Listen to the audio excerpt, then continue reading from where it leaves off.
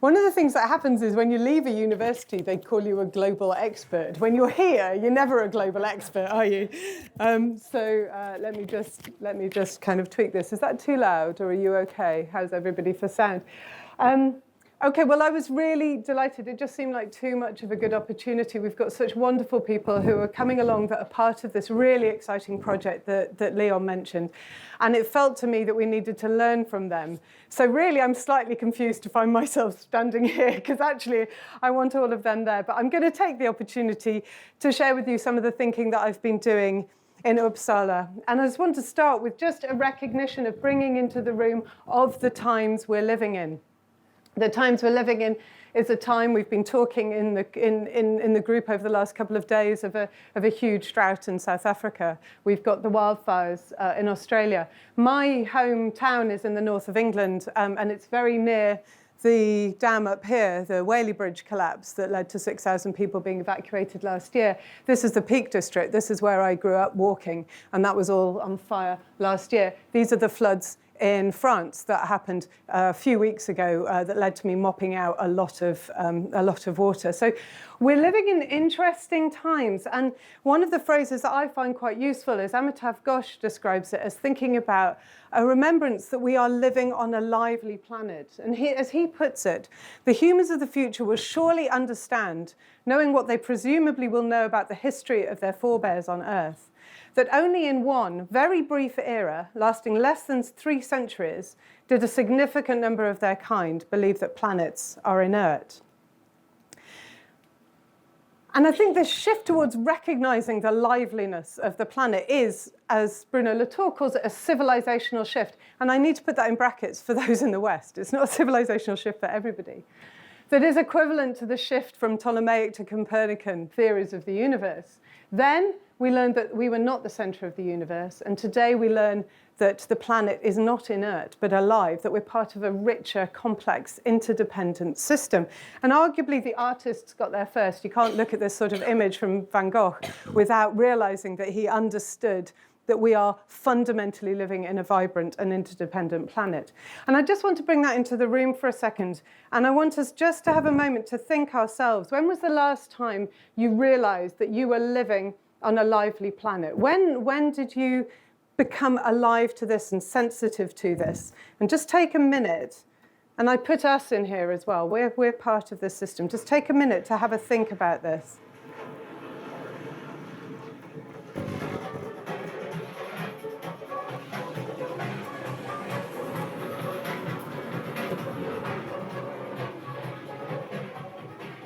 Obviously, it's also an excuse for me to play some of the music from my favorite guys who were in the pub down the road in France a while ago. But just thinking about it, when did you have that sense? Quite often, those of us who find ourselves in rooms like this because we know physically, emotionally, psychologically that we are part of a much richer, complex system.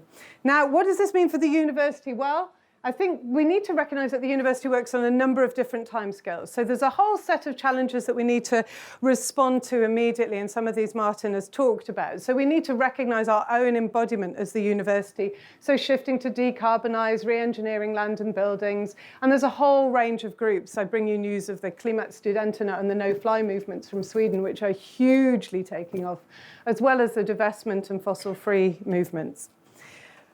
But what worries me when we frame our discussions about climate change and climate emergency in those terms is that it risks fooling us that if we just get the engineering right, if we work out, for example, how not to have 3 boxes of currently running laptops all the time, that if we just fix that sort of thing, that it will give us the idea that nothing has changed in the world, as though the land hasn't shifted, as though the land hasn't always been shifting beneath our feet. And so I think we need to ask, as universities, much more foundational cultural questions. We need to, as Martin Shaw, the great mythologist, says, to play the long game with climate change, to reveal the understory of all this, and to recognize that the climate crisis is also a crisis of culture and of imagination. So when we're thinking about the role of the university in changing climate, this means thinking not only about our responsibilities as an institution, but what is the distinctive role of the university in helping us live on a lively planet. Now, we're obviously not the only ones thinking about this. There are huge amounts of debates that are on the street. We have the Gilets jaunes out. This is from Extinction Rebellion earlier this year in Bristol.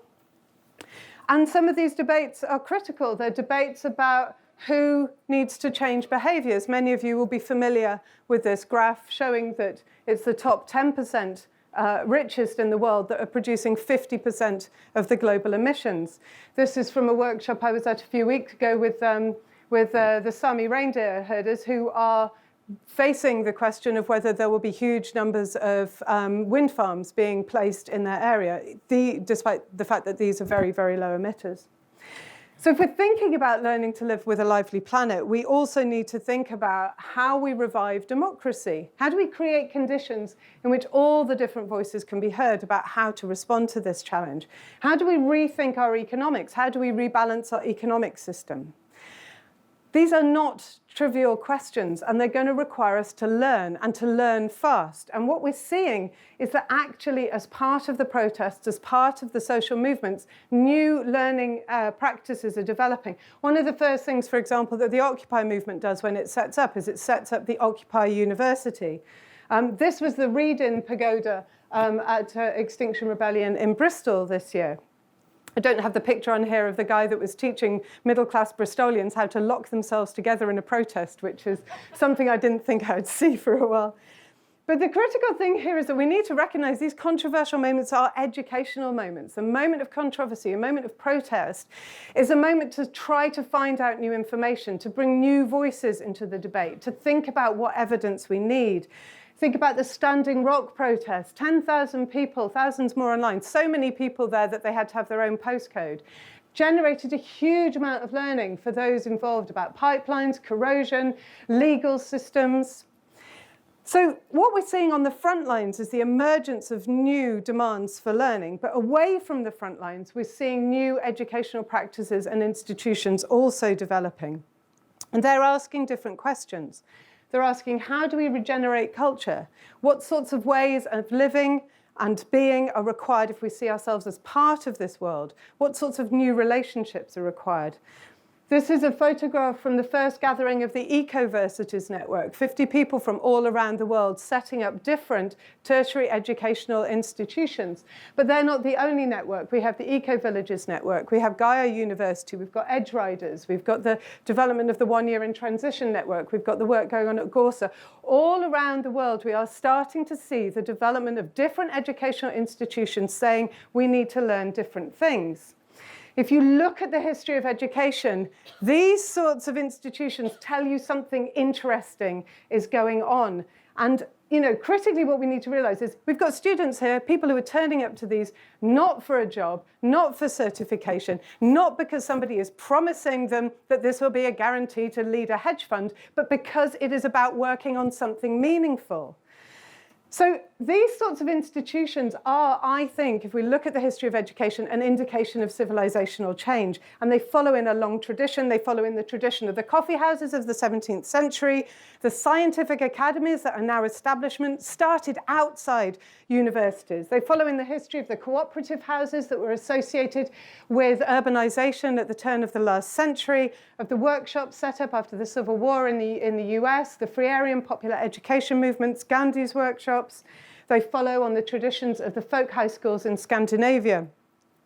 And what happens when these alternative educations set up is they warn us what is missing in our dominant educational institutions. They tell us what is not being provided. And today, I think what they're telling us is they're warning us about an education system that is overly oriented to one particular future of endless economic growth and to one sort of knowledge, cognitive and Western knowledge. And they are pointing to different sorts of knowledge that is missing. They're pointing to the absence of knowledge that allows us to work on the world, to understand the challenges that are emerging. They're pointing out the absence in the university of work on the knowledge of the self. Who am I? What am I for? This is not just a mental health issue. This is a being issue. They're working on knowledge of the body. How does the body and the mind relate? Dear God, we know that we don't work on the body very well in universities, do we? If we did, we would not have these chairs. They're working on relational knowledge. They're working on the awareness of the relationship between people and planet, the interdependencies of land and nature and civilization. And they're also working on temporal knowledge. They're arguing, what is the story of time and change if the story of modernity and progress doesn't seem to be working anymore? And I want to dwell on this for a moment, because I think what this does is it points to the different sorts of worldviews that we need to be engaging with if we're going to think about taking living on a lively planet seriously. Living on a lively planet means fundamentally thinking about different sorts of awareness of time. It requires us to think about deep time. You know, if we take climate change seriously, suddenly our little human brains have to go, whoa, you know, deep historical geological time and long, long, long times in the future. It requires us to think about complex time, about disruptions, nonlinearity, tipping points. If we don't understand this, we can't make sense of this. It requires us to think about how clock time meets living time, so the day-to-day decisions and calendars and outlook that manages our lives, how does that relate to the cycles of emergence and development? It requires us to think about time in terms of solidarity. How do you make controls, how do you shape uncertainty? If you think about the IPCC process, or frankly, what we're doing in this room here, building relationships is a way of building community and solidarity into the future. It's a way of taming uncertainty. Fundamentally, living on a lively planet means, oh, hello, jumping around on your slides. It means recognizing our limited capacity to see and know and control the future at the same time as our responsibility to care for it. And that's a really, really difficult thing. So it means we need to develop complex conceptual tools to realize what agency means in this sort of world. So, recap. Living with a lively planet means 4 things. And I draw here on Iñárritú's work on causal-layered analysis. At the top level, the litany level, the headline is, how do we restore climate? How do we reduce emissions? How do we protect biodiversity? At the structural level, we have the challenges of reviving democracy, rethinking economics. At a worldview level, we have questions about how we reimagine time and agency. How does change happen? And at the mythic, the fundamental understory level, we need to think about what are our conceptions of self if the narratives of self and modernity no longer work. So, no challenge then, but you can see why universities have a role to play. So how do we respond? Well, I think we just need a little slight sidetrack into university history. First thing is, universities have changed before, okay? It's really hard for us to imagine this, but they have changed before and quite significantly. If anybody's interested afterwards, I will happily have a conversation with you about how we changed in relation to merchant time in the 13th century. But the critical change is big. You know, the context we're in is we're in Western research universities at the moment, and we emerge out of a change. We emerged out of a moment of mass proliferation of knowledge, mass democratization, potentially, of knowledge. And that led to a huge set of questions. What knowledge is useful? And as Chad Wellman puts it, he says, the research university and its ethos of specialized science were a solution to a particular problem in the history of knowledge. The research university stood in for a particular way of managing and legitimating knowledge. So the question I think I want us to face is, what is the knowledge problem that we're facing today? So, to summarize, universities can and do change. Those changes have been fundamental. They have often involved a reorganization, a complete reorganization in thinking about what knowledge matters and whose knowledge matters. And they leave us with some powerful tools and some important absences. But I think we also need to recognize that universities historically have also contributed to the climate change problem, right? This is also part of our history. While scientists, alongside indigenous scholars and social movements, have been involved in pointing out the problem, at the same time, we have been huge drivers of higher emissions. The efforts to develop sustainability education in universities have often been marginalized, stuck in a corner, people seen as kind of crazy cranks. And the increasing amount of higher education around the world has also coincided with what Will Steffen calls the Great Acceleration, so the increasing attack on our biosystems. So arguably, the more highly educated, in inverted commas, we've become, the more negative impact on the planet. So as David Orr puts it, we've become more educated, but perhaps not more wise. So what might we then do? And I'm speaking to the European University here because I'm speaking within Bristol. So I think what we need to do is think about these levels. So think at the litany level. How can we restore climate? We have to think about the university as a material organisation. How do we revive democracy and rethink economics? We need to think about the role of the university as a public institution. How do we rethink our ideas of time? I want us to get into the question of knowledge. And how can we help regenerate culture? Here I want us to be thinking about the question of the person. How do we imagine the person and the student and at the centre of the university?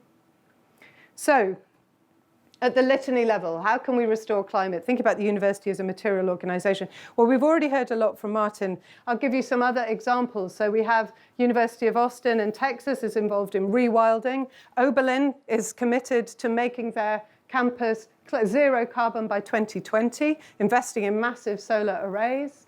At a transport level, we've got universities shifting to electric fleets. We've got a shift towards slow travel, train-based conferences. This was a train conference we ran this year from Oslo to Bergen. 7 hours of possibly the best fun I've ever had. It's the first time I've had a snowball fight in the middle of a conference. So, there are different ways of doing things. We've also got different new strategies emerging around food, the shift to permaculture campuses. Queen Mary's has shifted to a fully vegetarian diet. And in teaching, we've got a lot more innovation going on in terms of not necessarily having to fly people around the world, but thinking about bringing people in. I am very taken by the idea of the UCL hologram lecturers. I mean, holograms are cool. Holograms are a fun thing. So at the material level, we've got lots of examples. But the critical thing is to think about what is the baseline, where are we trying to get? And if we're talking simply about emissions reductions, we're talking, for Western countries, 15% year-on-year reduction. All right, this is significant. This is not something we can mess around with. But at the structural level, how can universities help revive democracy and rethink economics? Here we need to think about the university as a public institution. And we might shift towards thinking about sustainable university economics. So what does a truly sustainable university economic basis look like? I mean, is it still continuing to milk our international students for as much money as we can get, flying them over here in order to justify and subsidize our UK students? Discuss. Some of the things that it might be worth looking at here are things like the Mondragon University, who I was working with just before Christmas in the north of Spain, which is a cooperative university which allows students to work and learn at the same time. Or if we look at Martin Parker's work here in Bristol, he's looking at the Commonwealth approach that sees the university, precisely as Martin was saying, as a responsible procurer of goods and services. But fundamentally, what shifting the economic basis of the university does is it allows us to think about the university as a site for really democratic research and learning. It allows us to ask questions that we might find difficult otherwise. It allows us to say, how do we create a public forum? How can we as a university be a space to invite people in?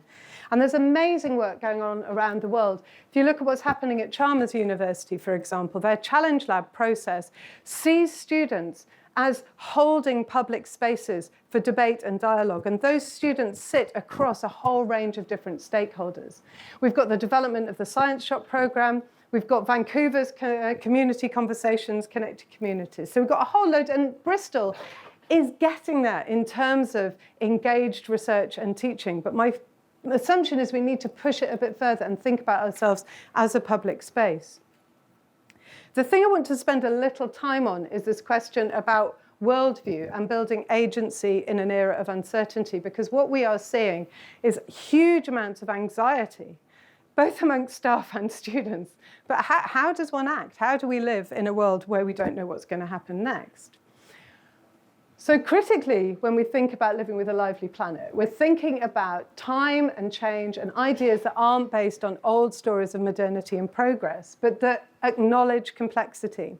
And the risks of acknowledging complexity is you get these different responses. You get, it's all too hard, I'm just going to go away and sit in a corner and rock or knit or eat cake, in my case. Or fantasy, if I can just get enough information, this is the classic technical response. It's okay, we'll build a model, and if we get enough information, we'll be able to model it and we'll be able to manage it.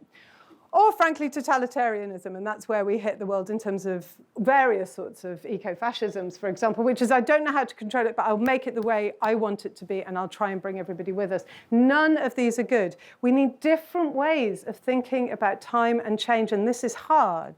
This is hard for all of us. We're not brought up to do this. And somebody who I find very useful in this field is a brilliant philosopher called Deborah Osberg, who writes on education. And her argument is that we need to recognize that in education, we are moving towards the not yet, towards what is not yet known, and towards the new. We aren't working with a closed system. The world is not everything it could be. It has not all manifested itself yet. Our challenge then is to create educational settings that allow us to bring ideas together, to allow the new to emerge, something new to come out. We need to create conditions for symbiosis.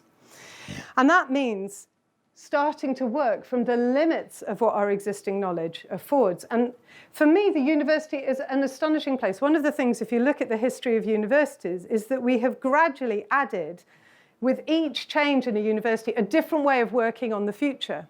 So we have the history of stewardship. We have a history of research that involves caring for the past as a resource for working on the future. We've got traditions of discovery, which is noticing the different sorts of futures that are in progress. We've also got experimentation, so prompting, trying out, making new worlds. We've got praxis traditions about making new worlds, new futures with other people.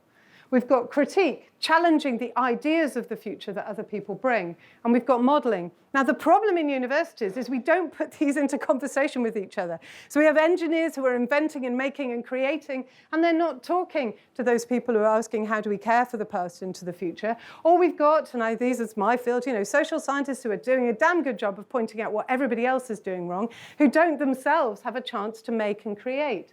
So one of the things that we're doing in Sweden is thinking about a faculty for symbiosis. What would that look like? How would we bring together these different orientations to working on the future to invent a new educational practice?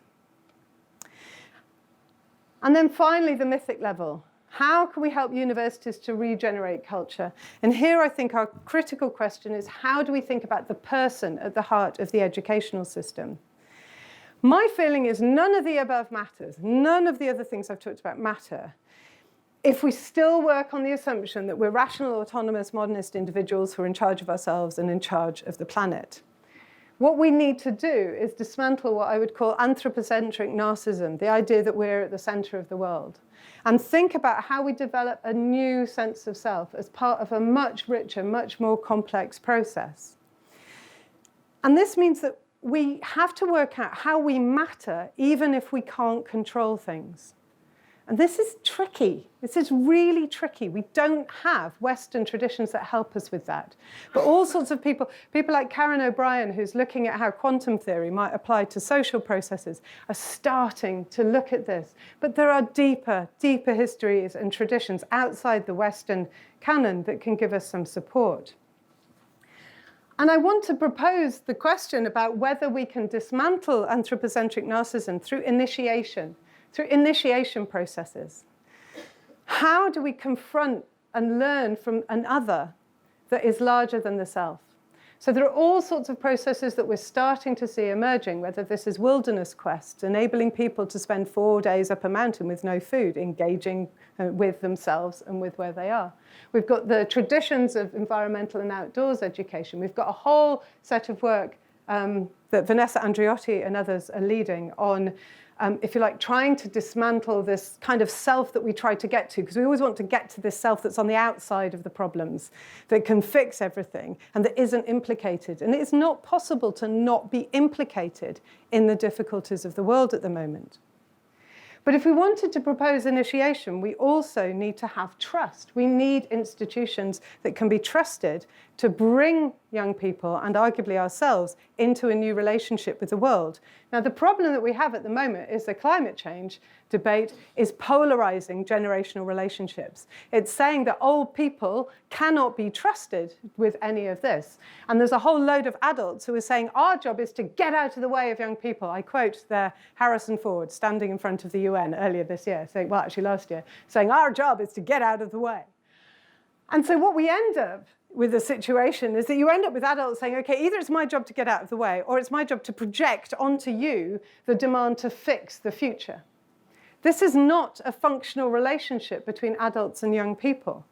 And at the moment, the idea, the sorts of initiations we offer to university to young people, I think are frankly careless.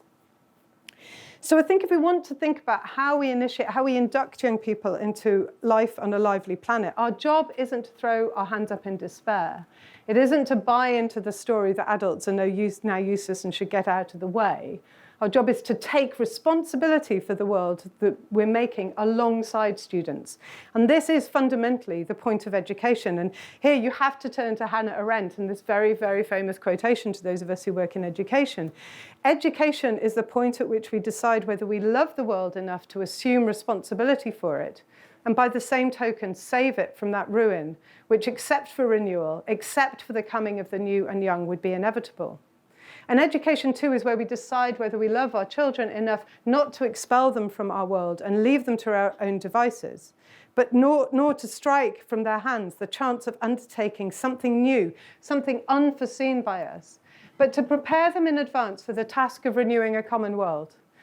So what would our university look like if we thought our job was to prepare them for the task of renewing a common world? So can the university do this? Can it become a place of initiation? Can we enable a reconnection with body and land? Can we enable the relearning of old stories and the writing of new ones? Can we renew responsibility as teachers? My feeling is whether universities can do this will determine whether they continue to have a vital civilizational role. It's quite possible that universities just effectively become private research organizations. But if we want a civilizational role, this is it. Now, universities, as I've said, have changed before. We have to remember this. They can change again, and I want to finish with a cautionary tale. If they don't, I offer you pirates, and not just pirates, but female pirates, okay? These are female pirates.